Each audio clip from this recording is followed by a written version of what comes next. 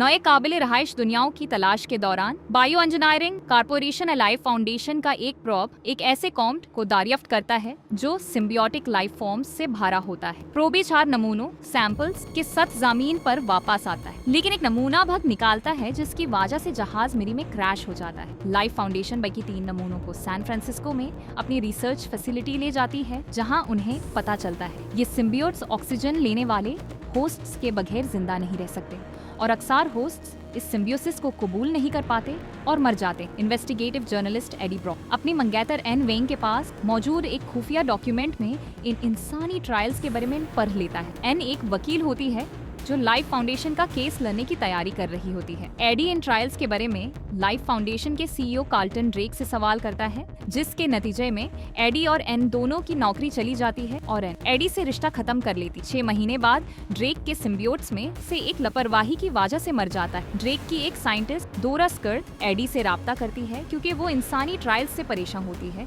और ड्रेक को बेनकाब करना चाहती है। वो एडी को फैसिलिटी में सबूत तलाश करने के लिए चुपके से दखील करवाती है, जहां एडी को अपनी दोस्त मरिया मिलती है जिस पर ट्रायल हो रहा होता है। वो उसे बचाने की कोशिश करता है, लेकिन मरिया के अंदर मौजूद सिम्बियोटी एडी के जिस्म में चला जाता है और मरिया मर जाती है। एडी वहां से भाग निकालता है और उसमें अजीब और गरीब अलामात जाहिर होने लगती हैं।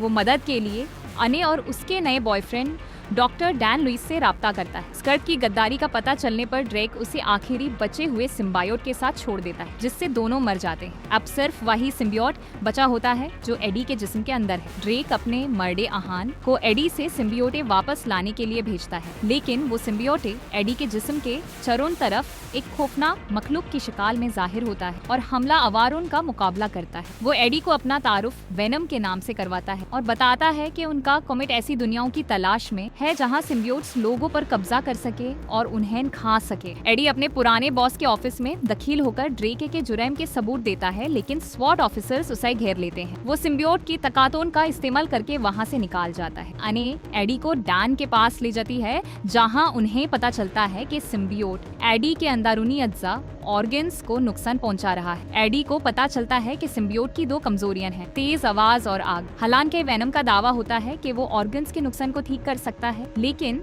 एमआरआई मशीन का इस्तेमाल करके उसे एडी से अलग कर देती है, जिसके बाद ड्रेक के आदमी एडी को पकड़ लेते हैं। इसी दौरान चौथा सिम्बियोटे रायोट मलेशिया से सैन फ्रांसिस्को तक का सफर मुख्तालिफ जिस्म बदल कर तय कर लेता है। वो ड्रेक के साथ जुट जाता है और ड्रेक इस बात पर राजी हो जाता है कि वो रायोट को अपने स्पेस प्रोब में ले जाए ताकि बाकी सिम्बियोट्स को जमीन पर लाया जा सके। अने वेनम के साथ जुट जाती है ताकि वो एडी को चुरा सके। जब एडी और वेनम दोबारा एक होते हैं तो वेनम वादा करता है कि अब वो जमीन की हिफाजत करेगा, क्योंकि वो एडी को पसंद करता है और यहाँ रहना चाहती है। राइट के साथ एक लंबी लड़ाई के बाद वेनम स्पेस प्रोब को उड़ान भरते वक्त ताबा कर देता है, जिससे रायट और ड्रेक दोनों मारे जाते हैं। इस वाकये के बाद एडी दोबारा जर्नलिज्म शुरू कर देता है, जबकि एन को लगता है कि वेनम धमाके में मारा गया, मगर वो दोनों अब भी खुफिया तौर पर एक हैं और मुजरिमों को खाकर सैन फ्रांसिस्को की हिफाजत करते हैं। मिड क्रेडिट सीन में एडी को जेल में बैंड एक सीरियल किलर क्लीटस कसाडी का इंटरव्यू लेने के लिए बुलाया जाता है, जो वादा करता है कि जब वो यहाँ से भगेगा तो कर्नेज कत्ले आम मचा देगा।